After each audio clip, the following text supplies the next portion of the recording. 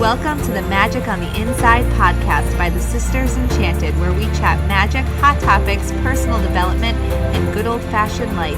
Brew up something delicious and sit with us for a spell.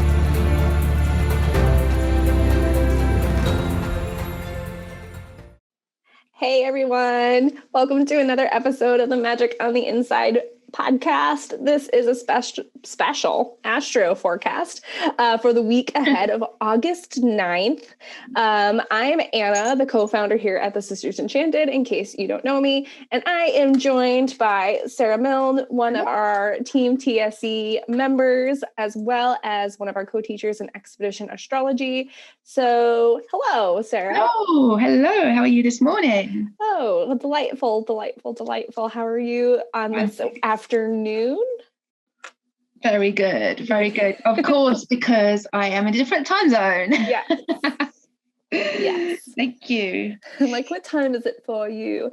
I'm so used to being in ET head that I just think American time all the time now. That's all right. Yeah. It'll be really good for when travel is much more fluid and you come to visit us. It's not going to be so good for when we come to visit you, because we're going to be confused and you're not. I can't wait when we're all visiting each other. It's going to be so cool. It's going to be so good. Can't wait. So the theme for this week is reality and logic in opposition with our imaginations, ideals, and beliefs. Yeah, this is quite a weird one. This is going to be might be a bit difficult to wrap our heads around, really. This is because some interesting energies going on this week.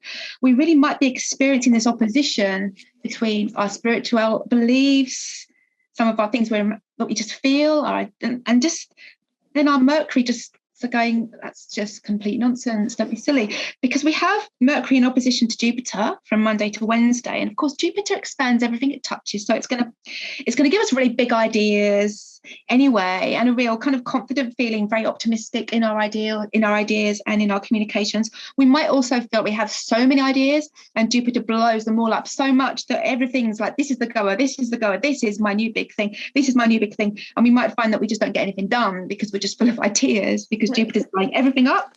So we might be skipping important details in things because we're so big on our ideas. So we need to be careful of that, which is quite straightforward in that aspect. But what's difficult here is Jupiter is the planet of belief systems and our ideals and our spiritual beliefs, and Mercury is our logic. So with those two planets in opposition, we can get a real tug of war. Just this kind of like, well, do you know what? I really believe this now. I really feel like this resonates with me. And your mind just going, don't be stupid. Don't be stupid.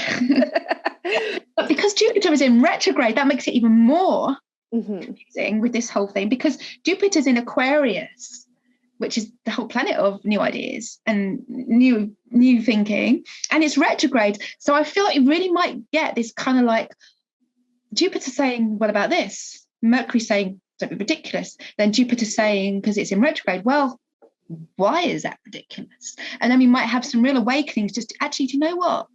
It's not. Right. Which is super fascinating, because I know that I've talked about this on maybe not Astro forecasts, but on regular podcasts and on Sisters Enchanted interwaves in the past, which is really interesting about Mercury, because Mercury is thought and like analytics and like rational thinking. Like your physical active thinking. But it's funny because also like mythologically speaking, Hermes or Mercury does traverse the land of the living and the land of the dead, and probably sees a lot of things that like other people may not believe to be true. Yes. You know what I mean? Yes. Like sees like the world that is like active and living and renewing, and then also sees the underworld and the action that's happening there, sees the seen and unseen, which is so funny that Mercury in and of itself is very like rational thought process. This is what's here. So it's very interesting that we've got this kind of energy this week that is like, might be pushing us to maybe see a little bit of our unseen. Yeah, absolutely. Absolutely. I love it. I have Mercury in Sagittarius anyway, so I have that kind of energy, and I love it because I feel like because because Jupiter is in retrograde, we might really get those kind of aha moments. I really have had one in this Jupiter retrograde, that like this whole concept of starseed, and like the fact that we've been incarnate in other star systems. We're all made of, and it suddenly makes logical sense to me. So I have had this kind of, because a year ago I'd just been like, that's ridiculous, and now I'm like, why not? Actually, why shouldn't we? Why shouldn't there be other living? And there is like obviously more evidence now. We're finding more evidence, and why shouldn't there be other star systems? And why couldn't our souls have lived there too? Right. So it is that something that makes logical sense. So it is that kind of, I feel like they're the sort of moments you might get this week. So I feel like if you have got an idea about something like ETs and starseeds and fairies and like any kind of religious and spiritual ideas, give them a second thought this week and start thinking, but is it nonsense? Right. How funny, because my husband, he is a very rational thinker. He is a like see it to believe it kind of person, and definitely gets a kick out of me. And because I have, my son is going to be 10, but he'll be talking about like what his favorite animal is, and he'll be like, well, it's a dragon. And my husband will be like, well, what like real animal is your favorite? And he's like, a dragon. And he'll like look at me, and I'm like, what? How do you know that there aren't dragons somewhere? And he's like, Anna, there are no such things as dragons. And he'll be like, and there's no such thing as fairies. I'm like, but how do you know? And like, I'm like always being like, this is going to be our fairy tree, and this is going to be our fairy garden. He's like, that's so silly. And I'm like, but is it silly? I'm always like, but is it? I think that's amazing. I feel like, we've talked a lot about Leo energy these last weeks, and Leo is that childlike, like seeing the world like a child, and like, why is it could be just, and we've been talking a lot, obviously, in the Sisters Enchanted community, like this year, about seen and unseen. There is so much that we don't see, and we know scientifically that we're only using like 30% of our brains anyway. Right. So there is more things we're not seeing. So yeah. So this is a week to really like let Jupiter give you these like beliefs, explore your beliefs, like journal your beliefs, and then say, if your logical mind comes in, say, yeah, but really, let Jupiter in retrograde say, yeah, but like Anna says, yeah, but why not? Why not? So exciting. It's a good week to think, why not? Exactly. And also we have Venus in opposition with Neptune as well. And that's interesting because Neptune's also in retrograde. And when Neptune is really like dreamy and foggy, it's a little bit less foggy when it's in retrograde. But so we can get real aha moments from our imagination, like things in our imagination in Neptune's terrain there may suddenly become clearer. And like, maybe that isn't just a figment of my imagination then. So with Venus opposite Neptune, we might kind of like have that opposition between what we imagine is perfect for relationships and what we imagine is perfect art and perfect music and perfect poetry and so forth. And normally in that opposition, we get that real pull between kind of like, well, this isn't how I imagined it. This isn't what I want. I want it like that, like my imagination. And that kind of like, but this is, or should I settle with reality, or should I go for what I imagine could be perfect and where I want to lose myself in?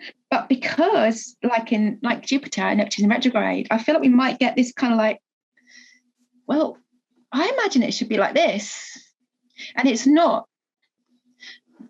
But why can't it be? Why not? Why not? It's the week of why not. It's the week of why not. Yeah. Why not? Why not? And then at the end of the week, which we're not going to talk about too much here, but if you go into the notes, which Anna's going to tell you about in a minute, Mercury then goes conjunct with Mars from Thursday through till next Wednesday. So once we've had all that, why not? Then the Mercury conjunct with Mars, the planet of motivation and willful action, will make us go, yeah, why not? Okay, go for it. Which I love, because you said that's a Thursday to a Wednesday. Yes. Okay, so that's a Thursday, which is a Thor, yeah, which is action and motivation. closing in on a Wednesday, which is Odin's Day, which is knowledge and understanding and creativity. So we've got a Thor Odin cycle of some fun that's happening. So really cool. In case the Hermes talk wasn't enough for you today, you've got a little bit of Greek mythology and some Norse mythology to play with this week, because why not? Why not? And we've also got a Scorpio first quarter moon as well. So that looking into that kind of esoteric, which you'll find also more about that in the notes too. Just like, so I think this is a really exciting week. Journal it. Just let your imagination and your beliefs and your ideals and your spiritual ideas, just let it all flow, and then think, why not? Why not? Maybe this is an inspired action. You heard it here, folks, to make a why not tarot spread. Yeah. Why not? Why not? So maybe if you're looking for the app notes, you might see that. Yeah, we will. Why not? Why not tarot spread? I know what I'm doing after this school. I'm going to be getting that why not tarot spread ready for you. There you go. Well, as you heard, this is a week of why not. Why not believe something? Why not think of something in a different way that you haven't before? Why not try something that doesn't seem perfect on the outside, your expectation of perfect? Why not try something a little different? And like Sarah said, we have show notes, and it's at the Sisters Enchanted app, where you can find this podcast and all of our other podcasts, as well as our blog posts and all of our free tarot spreads and all of our free holiday guides. So you can find the Sisters Enchanted app anywhere that your phone allows you to download apps. There's also a super friendly user-friendly version of the app on the browser, which is my personal favorite. And you can find that at thesistersenchanted.com/app. where you can find show notes for all of the Astro forecasts, which gives you a breakdown of who is opposing who, where the sun is, where the moon is, who's squaring, who's conjunct, who's friends, who's not, because why not? So make sure you head over to the app so that you can get all the rest of the goodness that goes with these Astro forecasts. Yeah. So Sarah, thank you so much for joining us today. And we hope that all of you have an enchanted rest of your day ahead.